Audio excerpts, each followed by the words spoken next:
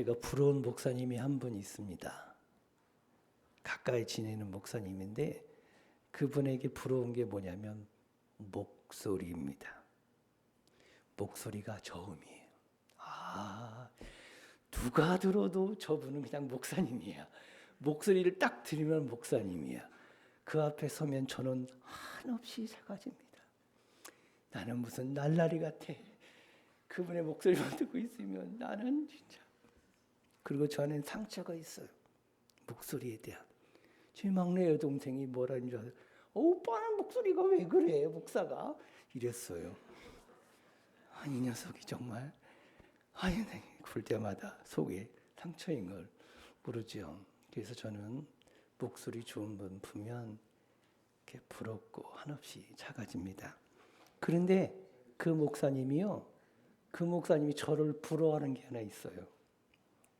그게 뭔지 아십니까? 그 목사님은 머리가 없어요. 머리카락이 대머리셔요. 그래서 이렇게 바뀌셨어요. 그래서 저만 보면 한없는 지극한 눈으로 제 머리결을 이렇게 바라봅니다. 아이고 나도 방구석처럼 머리가 있으면 얼마나 좋을까 그런 마음이시죠. 최근에 큰 돈 들여서 심으셨어요. 머리를 이렇게 심더라고요. 돈도 하나하나 이렇게 심습니다. 여러분 사람은 내가 누군가 앞에 이렇게 서면 상대방과 이렇게 비교해서 내가 가지지 못한 걸 상대방이 가지면 부러운 마음이 듭니다. 그리고 내가 갖지 못한 걸 가지면 나는 한없이 작아져 보입니다. 누가 봐도 잘생기고 성공하고 훌륭한데 어떤 사람 앞에 가면 한없이 작아져. 이유가 뭘까? 그 사람이 명문대학을 나왔어. 나는 그 명문대학 졸업증이 없어요. 난 누가 봐도 괜찮은 사람인데 왠지 그 사람 앞에서만 가면 작아져 버리는 거예요. 이게 인간이에요. 또 반대로 말하면 나보다 조금 못한 사람을 보면 어떻게 생각하는 줄 아세요? 나는 잘 살았구나. 나는 괜찮은 사람이네 라고 얘기합니다. 왜? 저 사람 보니까 찌질하거든. 인생을 저렇게 살았는지 모르겠어. 나는 저보다는 열심히 살고 수고하고 성공하고 뭐 괜찮아. 그 사람을 볼 때 내가 괜찮은 사람처럼 느껴지기도 합니다. 왜 그럴까요? 우린 누구 앞에서? 상대방 앞에서 누구를 보는 거예요? 나를 보는 겁니다.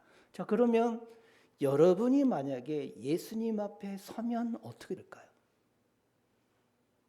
내가 만약에 예수님 앞에 딱 서면 나는 무엇이 보일까 생각해 본 적 있으세요? 오늘은 내가 만약에 예수님 앞에 서면 나는 무엇이 보일까? 베드로의 모습을 통해서 알아보려고 합니다. 베드로는 어부였어요. 동료들과 함께 밤새 고기를 잡고 고기를 한 마디를 못 잡고요. 해가 뜨니까 고기 강 옆에다가 이렇게 배를 대고 그물을 수리하고 있었어요. 그물이라는 게 이렇게 던졌다 건져 올리면 막 이상한 것도 걸리고 막 그러니까 다시 수리를 해야 고기를 잡을 수 있잖아요. 그러니까 고기를 한 마리도 못 잡고서 이제 다 포기하고 그물을 수리하고 있을 때에 공교롭게 예수님이 강가에서 말씀을 하고 있었는데 사람들이 그 예수님 보고 막 몰려드는 거예요. 지금처럼 뭐 광장이 있던 시대가 아니었기 때문에 사람들이 많이 모일 수 있는 공간에 사람들이 이렇게 몰려들었거든요. 근데 사람이 많이 모이다 보니까 이게 예수님이 이렇게 멀리 있는 사람까지 이야기를 할 수 없으니까 예수님이 베드로의 그 배 위에 올라간 거예요. 배가 이렇게 육지에 딱 돼 있으니까 좀 높잖아요. 거기 올라가니까 강대상 같은 거 이렇게 강대상 같은 것처럼 위에 올라가니까 다 보이잖아요. 그러니까 말하면 잘 들리잖아요. 그러려고 그 위에 올라갔어요. 근데 이렇게 사람들하고 너무 가까우니까 육지에 된 배를 조금만 뒤로 좀 떼라. 좀 빼라. 그러니까 강 쪽으로 조금 빼니까 잘 보이는 거죠. 거기서 이렇게 강대상이 돼서 하나님 나라의 복음을 이렇게 전하게 됩니다. 근데 그 모습을 베드로가 이렇게 보고 있는데 베드로 마음이 그닥 그렇게 편하지가 않아요. 왜 그러냐면 자기는 업으로 고기 잡아서 먹고 사는 사람이에요. 밤새 고기를 잡아서 그 고긴 자비를 시장에 내다 팔고 그걸 가정에 가서 쌀도 사고 가족들을 먹여 살려야 되는 책임이 있는 사람인데 밤새 고기를 한 마리도 못 잡았어요. 마음이 어떨까요? 마음이 무겁죠. 힘듭니다. 그런데 이 수많은 사람들 이게 뭐 하는 거예요 지금? 예수님 따라다니면서 이 설교나 듣고 앉아 있는 거예요. 나는 먹고 살기 위해서 지금 애쓰고 있는데 이 사람들은 참 한가해 보이는 거라. 거기 가서 막 얘기 듣고 좋다고 하고 듣고 있는 그 모습이 다 그렇게 좋아 보이지 않은 거죠. 여러분 생각해 보세요. 여러분 하루하루 먹고 살기 바쁜 사람들이 여행 다니는 사람들을 보면 어때요?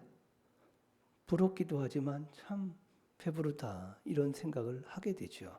그러니까 베드로 입장에서 보면 그 사람들의 모습이 그렇게 아름답지 않습니다. 그런데 그들을 욕할 수 없는 게 예수님 때문에 그래요. 예수님에 대한 소문을 들었어요. 어떤 분이신지. 그냥 함부로 할 수 없는 그분 앞에서 그냥 듣고만 있었습니다. 설교가 다 끝난 다음에 예수님이 갑자기 베드로에게 이야기합니다. 야, 베드로야, 배를 타라. 저 깊은 데로 가자. 그러면서 야, 깊은 데로 가서 그물을 내려라. 고기를 잡으라고 이야기합니다. 근데 이 말은 베드로의 어부인 베드로에겐 참 자존심 상하는 말입니다. 고기잡이로 평생 잔뼈가 굵은 베드로한테 예수님이 훈수를 둔 거죠. 제가 여러분 목사이지만 제가 설교를 여러분에게 설교하는 사람이지만 여러분이 살아가는 삶에 대해서 제가 함부로 훈수를 두지 못하면 왜냐하면 여러분이 더 전문가이기 때문에 그래요. 그 일에 대해서는. 근데 제가 어떻게 그런 말을 하겠어요. 그렇죠? 예수님이 하나님 나라 복음은 전한다지만 잔뼈를 굵은 어부인 베드로한테 고기 잡는 훈수를 둔 건 이건 조금 선을 넘은 거죠. 그런데 여러분 고기잡이라는 게 뭐예요? 고기잡이는 경험이 되게 중요해요. 왜 그럴까요? 경험이 없이는 고기를 못 잡습니다. 왜냐하면 고기라는 것은 고기가 모이는 포인트가 달라요. 그래서 이 물 속에 있는 지형을 잘 알아서 수초가 있고 바위가 있고 그런 곳에 고기들이 모이잖아요. 근데 바닷속이 보이나요? 물속이 안 보이잖아요. 그러니까 이 포인트, 자기만의 알고 있는 포인트, 이 포인트는 자식이 누구에도 안 가르치고 자식에게만 넘겨주잖아요. 고기 잡는 수첩에 있어요. 어디 몇 대에 어디 가면 고기가 잘 잡힌다. 그런 게 있거든요. 그 경험 이게 있거든요. 여러분 제주도 여행 가보셨죠? 제주도 여행 가면 저녁이 되면 제주도 바닷가에 뭐가 그렇게 환하게 펴 있어요? 고기잡이가 불이 환하잖아요. 그 왜 그런 것 같아요? 밤에 고기가 잘 잡혀요. 낮에는 왜 안 잡힐까요? 환하기 때문에 밝아서 고기들이 숨어요. 그렇죠? 자, 예수님이 지금 두 가지를 얘기했어요. 깊은 데로 가서 그물을 내리라. 지금 낮이라 고기를 안 잡힐 때. 깊은 데는 고기가 없어요. 왜냐하면 고기들은 강가에 먹이들이 많기 때문에 강가로 보이들지 깊은 한가운데는 고기가 없어요. 그러니 예수님의 지금 훈수라는 건 베드로가 들을 때는 말도 안 되는 얘기예요. 깊은 데로 가서 이 대낮에 그물을 내리래요. 고기가 잡히겠습니까? 안 잡히죠. 그러니 그 일은 누가 봐도 헛수고일 겁니다. 그죠? 그런데 베드로는 그 말에 순종해요. 왜 그랬냐면 예수님이니까. 선생님, 제가 어제 밤새 고기를 내렸는데 하나도 못 잡았거든요. 그런데 선생님이 얘기하시니까 제가 그대로 하겠습니다. 이렇게 말하는 거예요. 거기에는 그 예수님이 가르쳐준 대로 될 것이라고 믿지 않았어요. 저거는 소용없어. 어쩌면 최소한의 예의 같기도 하고 나와 좀 다르신 분을 향한 사람의 조금의 배려인 것 같기도 해요. 그래서 그물을 내립니다. 그런데 놀라운 일이 벌어집니다. 어떻게 됐을까요? 고기가 엄청나게 많이 잡힙니다. 많이 잡혀 그물이 찢어질 것 같아요. 그래서 옆에 있는 동료들을 불러가지고 두 배에다가 고기를 가득 채웁니다. 그리고 다시 고기를 잡고 들어오게 되죠. 만손이죠. 요즘 말로 대박이 났습니다. 예. 자, 우리는 믿음이 좋은 사람이 순종을 잘한다고 생각합니다. 그렇죠. 믿음이 좋은 사람이 순종해요. 믿음이 없어. 나 저거 의심스러워. 잘 모르겠어. 그러면 그 말을 잘 따라갑니까? 안 따르죠. 믿음이 좋은 사람이 주로 순종을 잘해요. 성도들도 보면 이렇게 하세요. 그러면 믿음이 좋은 사람이 순종하지 믿음 없는 사람은 잘 순종을 안 해요. 그런데 오늘 베드로는 순종을 했어요. 근데 믿음이 좋았을까요? 안 좋았을까요? 안 좋았어요. 베드로는 하나도 안 믿었어요. 그런데도 뭐 한 거예요? 순종했어요. 그런데 어떻게 됐어요? 기적이 일어났습니다. 여기서 우리가 깨달아야 될 게 있어요. 내가 그만한 믿음이 없어도, 내가 저게 믿어지지 않아도, 저렇게 될 거라고 전혀 예상할 수 없어도 순종하면 하나님이 어떻게 받아주신다? 그걸 순종으로 받아준다는 거예요. 이게 놀랍지 않습니까? 우리는 믿음이 있어야 순종하고 그래야 역사가 일어날 거라고 생각하는데, 여러분이 믿음이 없어도 그게 믿어지지 않아도 순종하면 기적이 일어난 줄로 믿습니다. 이게 우리가 배워야 될 첫 번째 교훈입니다. 근데 우리는 되게 이성적인 사람이라 어떤 일에 대해서 두려움이 있고 눈에 보여야 따라가려고 하고 불안하면 행동하지 않으려는 게 우리의 소망입니다. 그런데 말씀하는 자, 내가 순종하는 그분을 믿고 따라가면 불신, 믿음이 없더라도 결국 하나님은 어떻게 기적을 베풀어 주시고 축복해 주시는 줄로 믿습니다. 자, 이것도 놀라운데 예수님이 만선을 이룬 것도 참 놀라운데 오늘 베드로의 말이 더 놀랍습니다. 만선을 이루고 돌아온 베드로가 갑자기 예수님 앞에 무릎을 딱 꿇으면서 뭐라고 했냐면 8절 다 같이 시작. 시몬 베드로가 이것을 보고 예수님 앞에 꿇어 엎드려 주님, 저는 죄인입니다. 저를 떠나 주십시오 하였다. 이게 도대체 뭔 소리예요? 앞뒤 맥락이 맞아요? 맥락이 맞아요? 뭐라고 해야 돼요? 예수님, 감사합니다. 너무 고맙습니다. 이 은혜를 어찌 갚아야 되겠습니까? 이렇게 해야 맞는 거잖아요. 왜 너무 뜬금없는 말을 합니다. 주님, 저는 죄인입니다. 저를 떠나소서. 너무 엉뚱하죠. 자, 이 상황을 어떤 목사님이 다른 비유를 통해 얘기한 이야기에서 너무 좋아서 참신해서 제가 여러분에게 각색해서 들려드리겠습니다. 어느 과일집에 과일 장사가 있었습니다. 하루 종일 장사를 했는데 과일이 하나도 안 팔리는 거예요. 하나도 안 팔려서 이제 문이 다 닫을 때가 됐어요. 문 닫을 때 됐고 전에생에 손님이 아예 없어. 문을 닫으려고 하는데 갑자기 예수님이 과일 가게에 찾아오십니다. 그러더니 사장님, 제가 요 앞에서 노방 전도를 좀 해도 되겠습니까? 즉 전도를, 설교를 좀 해도 되겠냐? 이 과일 가게 장수가 가만히 생각해 보니까 문 닫을 때도 됐고 뭐 아무 상관없이 그렇게 하시라고. 그래서 예수님이 그 과일 가게 과일 상자 위에 올라가서 설교를 합니다. 많은 사람들에게 설교를 합니다. 설교가 다 끝나고 사람들이 가는데 그 예수님이 과일 가게 사장님한테 사장님 1시간만 더 장사해 보시지요 하고 떠나갑니다. 이미 문을 닫아도 다 될 시간이 지났고 늦은 밤에는 과일 가게 장사가 안 되는데 이게 어찌된 일인지 30분 만에 수많은 사람들이 몰려와서 그 과일 가게 과일이 다 팔린 거예요. 자, 그러면 이 과일 가게 사장님 어떻게 하겠습니까? 예수님, 너무 감사합니다. 제가 이번 일요일 날 교회 가서 11조도 하고 특별 감사헌금을 드리겠습니다. 감사합니다. 그리고 예수님, 한 가지 부탁이 있습니다. 요즘 경기가 너무 안 좋은데 일주일에 한 번 정도 저희 가게를 좀 찾아주십시오. 아니면 좀 바쁘시면 한 달에 한 번이라도 좀 찾아주셔서 저희 가게 이런 일이 계속 될 수만 있다면 저는 앞으로 매일 주일마다 교회 가서 헌금도 많이 하고 하나님께 영광을 돌리겠습니다. 이게 정상이죠. 예수님, 저는 죄인입니다. 저를 떠나주세요. 어떻게 이런 소리를 하냐고요. 이건 말도 안 되는 소리죠. 그렇죠? 그런데 왜 베드로는 갑자기 예수님이 그 기적을 베풀어 주는데 예수님, 저는 죄인입니다. 저를 떠나주세요. 이렇게 말한 것일까요? 그것은 베드로는 고기가 엄청나게 잡히는 이 기적을 통해서 뭘 보냐면 예수님을 본 거예요. 그 기적이 눈에 들어온 게 아니라 그 기적을 일으키시는 예수님이 눈에 들어오는 겁니다. 근데 그 예수님이 하나님의 아들이시고 거룩하고 흠이 없는 분, 전능하신 분이라는 것이 느껴진 거예요. 그분 앞에 있는 내 자신이 너무너무 초라하고 나는 그분 앞에서 같이 이야기할 수 있는 사람이 못 된다라고 하는 것이 본능적으로 느껴지는 거예요.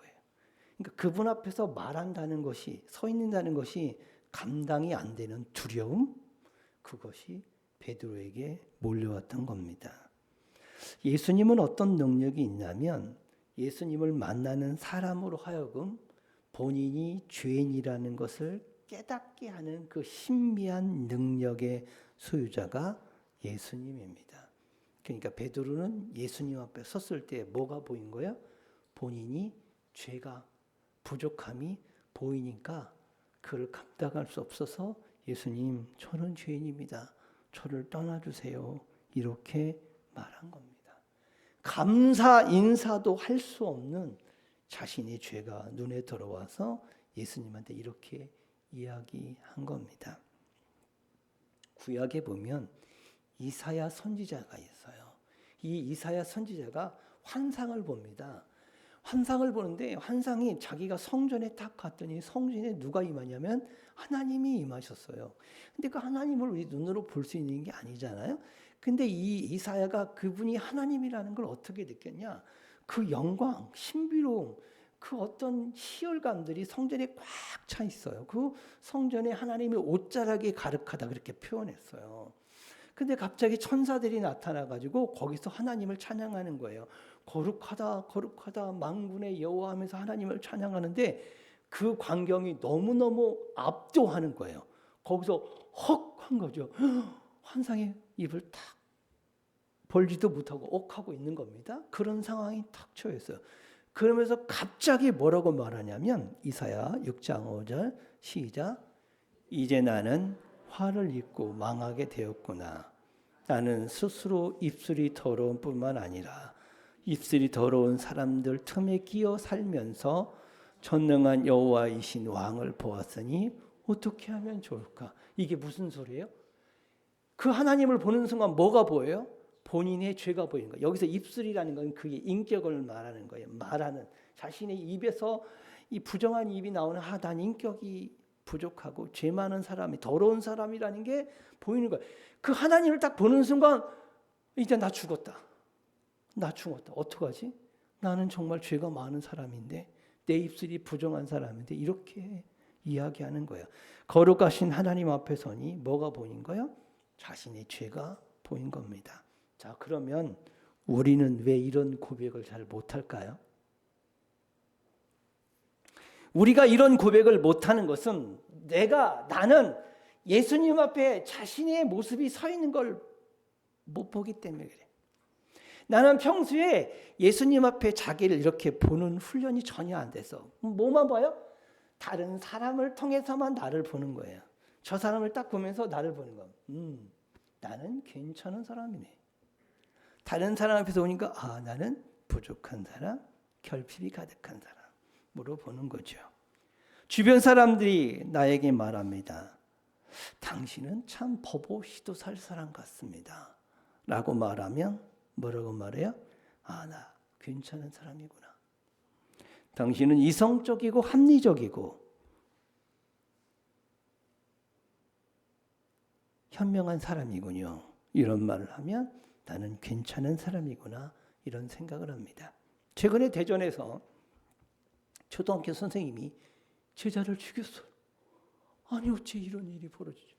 세상에 황당하시죠? 근데 그분은 교사예요. 교사 임용고시 합격하신 분이에요. 여러분들도 교사 임용고시보다 다 합격할 만한 실력들은 다 가지고 계시죠? 아멘, 네, 아멘, 아멘. 안 하시는 것뿐이잖아. 아이고 그 학교 선생님 그까지는 이거 다 그런 거 안 해. 그러신 거잖아, 그렇죠? 근데 직업이 다르신 거죠. 네, 그렇지, 그렇지. 근데 우리나라에서는 교사가 되려면 상위 한 30% 안에 들어야 돼요. 공부 잘해야 돼요. 교사 임용고시 볼 정도면 괜찮은 인생, 스스로가 봐도 괜찮은 인생을 사신 분이에요. 근데 그런 사람이 어떻게 자기 자식 같은 사람을 죽였어요. 자기 아들이 고3이라며요. 자기 아들이 고3인데 남의 자식을 죽였어요. 그게 뭐 우울증이다 어쩌다 뭐 하지만 그런 일이 벌어져요. 여러분 그런 일을 볼 때 어떤 생각이 돼요? 나는 어떤 사람? 괜찮은 사람 아니에요? 나는 뭐 선생님은 못 돼도 나는 인격도 괜찮고 나름 괜찮은 사람이라고 생각되지 않습니까? 한 나라의 대통령이 돼가지고 이렇게 나라를 혼란스럽게 하는데 그거에 비하면 나는 괜찮은 사람. 뭐 어디에 막 치들려면서 뭐가 뭐 이렇게 말하는데 나는 그런 거에 보면 합리적이고 이성적인 사람. 그렇잖아요. 그러니까 그런 사람. 그러니 어떻게 내가 죄인이라고 느끼겠습니까? 나는 그저 오로지 사람 앞에서 내 모습만 보고 살아가는데 예수님 앞에 서본 적이 없어. 그러니 나는 죄인입니다. 나의 부끄러움이 드러나지 않는 거예요. 그래서 우리는 나는 죄인이다라고 느껴지지가 않는 겁니다. 성도는 그나마 교회 와서 예수님 앞에 서니 내가 부족하구나. 내가 죄가 많구나. 이렇게 느껴지시죠. 이마저도 없은 사람이면 그저 세상 속에서 나는 어떤 모습인지 비교하면서 나는 괜찮고 성실하고 착하고 바르게 살아가고 나는 법을 잘 지키고 나는 성실한 사람, 나는 괜찮은 사람 이렇게 하며 살아가는 거죠. 그런 사람이 회개가 나오지 않는 거예요. 나는 죄인입니다. 이런 회개를 할 줄을 모르는 거예요. 왜? 나는 괜찮은 사람이기 때문에. 그렇죠. 그런데 예수님 앞에 서면 나는 부족한 사람, 죄가 많은 사람. 그러니까 회개하는 겁니다. 이것이 여러분 신앙생활하는 첫 번째 단계예요. 나는 죄인입니다. 베드로가 이렇게 고백하니까 예수님이 베드로야 무서워하지 마라. 이 말은 베드로야 내가 네 죄를 용서해 줄게. 이제 너는 이 고기를 낚는 어부가 아니라 사람을 낚는 어부가 될 거야. 이렇게 말합니다. 베드로는 이것도 참 이해가 안 가요. 베드로는 평생 어부만 했어요. 속된 말로 하면 조금 배움도 짧고 좀 그래요. 그런 베드로가 예수님 앞에 자기 죄를 고백했는데 그냥 그 고백하고 예수님을 나의 구주로 영접하는 순간 베드로가 뭐가 되는 거예요? 예수님의 제자가 되고 수제자가 돼버려요. 세상에서 여러분 도제 수업이라는 거 아세요? 도제. 내가 스승님한테 그 스승이 뭘 배우기 위해서 그 스승 밑에 들어가서 빨래하고 밥하고 청소하고 수발 들면서 그걸 배우는 거예요. 그걸 도제잖아요. 그게 제자가 되는 거 아니겠습니까? 세상은 그런 거잖아요. 근데 예수님이 제자가 되는 건 그렇지 않아요. 막 수고하고 애쓰고 노력하고 뭐 시험 보고 막 몇 과정을 걸쳐 예수님이 제자가 되는 게 아니에요. 나는 죄인입니다. 이렇게 고백하고 예수님을 나의 구주로 영접하면 뭐가 돼요? 제자가 되는 거예요. 이 놀랍지 않습니까? 저와 여러분 예수님의 제자인 줄로 믿습니다. 사도 바울이요. 사도 바울이 큰 일을 했어요. 복음을 전하면서 많은 사람들을 예수님께로 인도했고요. 교회도 많이 세웠어요. 훌륭하신 분입니다. 당대의 배움도 많이 배웠고요. 철학적으로 깊은 사람이었어요. 그러다 보니 사람들이 누구를 따르기 시작하냐면 예수님보다는 누구를 의지하기 시작하냐면 바울을 더 의지하는 거예요. 사람들 바울을 더 의지해요. 막 사람들 바울을 높이기도 하고 막 그러는 거예요. 그러면 그럴수록 바울의 마음이 불편해지는 거예요. 자꾸 불편해 자기가. 왜 그러냐? 나는 그런 사람이 아닌데. 그래서 사도 바울이 뭐라고 하냐면 성도들을 모아놓고 여러분 저는 너무너무 작은 사람입니다. 나는요 만삭되지 못한 사람이 태어났어요. 그러니까 7삭둥이 8삭둥이 같이 태어났다는 거예요. 그렇게 말하면서 나는 여러분들처럼 예수님 믿는 사람 잡아다 죽인 사람이에요. 그 당시에는 그게 나는 의로운 것인 줄 알고 그렇게 했는데 이런 나 같은 사람을 예수님이 부활하신 예수님이 찾아와서 만나 주셨어요. 너무너무 고마워서 제가 이렇게 하는 겁니다. 저는 주인입니다. 내가 이만큼 할 수 있는 거 다 예수님의 은혜고 나의 나됨은 그분의 은혜입니다. 이렇게 말해요. 이걸 뭐라고 부르냐면 메타노이아라고 하는 거예요. 나는 죄인입니다. 메타노이아. 이게 바로 회개를 말하는 겁니다. 여러분, 우리들 하나님 앞에 예수님 앞에 섰을 때 스스로의 모습을 봐야 됩니다. 그랬을 때 내가 죄인임을 깨닫게 되고 예수님, 나는 죄인입니다. 이렇게 고백할 수 있는 거예요. 그때 예수님이 저와 여러분들을 용서해 주시고 위로해 주시고 긍휼을 베풀어 주시고 다시 사랑으로 우리를 회복시켜 주시는 줄로 믿습니다. 성도는 그러는 거예요. 세상 살다가 교회 와서 자신의 죄를 고백하면 예수님의 용서와 긍휼과 사랑을 입고 다시 세상으로 당당히 나아가는 것, 이게 일상에 반복되는 우리의 삶이 되겠죠. 중요한 것은 예수님 앞에서는 자신의 모습을 보는 게 신앙의 기초고 기본이고, 그게 우리를 우리 되게 하고 우리를 하나님의 은혜로 살아가는 힘이 되는 줄로 믿습니다. 여러분 앞에 어떤 사람이 놓여진 그 사람으로 자신을 보는 게 아니라 예수님 앞에선 자신의 모습을 보십시오. 그럼 나는 한없이 죄인이고, 또한 그 예수님이 우리를 높여주셔서 너는 내 아들이다, 내 사랑하는 자다, 이런 위로와 힘을 주실 줄로 믿습니다. 그렇게 살아간 여러분 되시길 주의 이름으로 축복합니다. 아멘. 나 같은 죄인 살리신 주 은혜 놀라워